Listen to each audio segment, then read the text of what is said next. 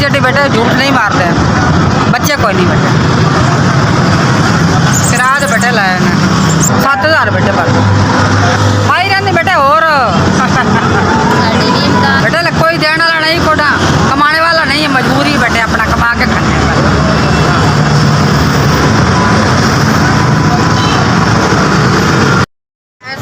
ਤੁਸੀਂ ਮੈਨੂੰ ਰਾਸ਼ਨ ਬੇਟੇ ਪਹੁੰਚਾਇਆ, ਅੱਲਾ ਤੁਹਾਡਾ ਭਲਾ ਕਰੇਗਾ।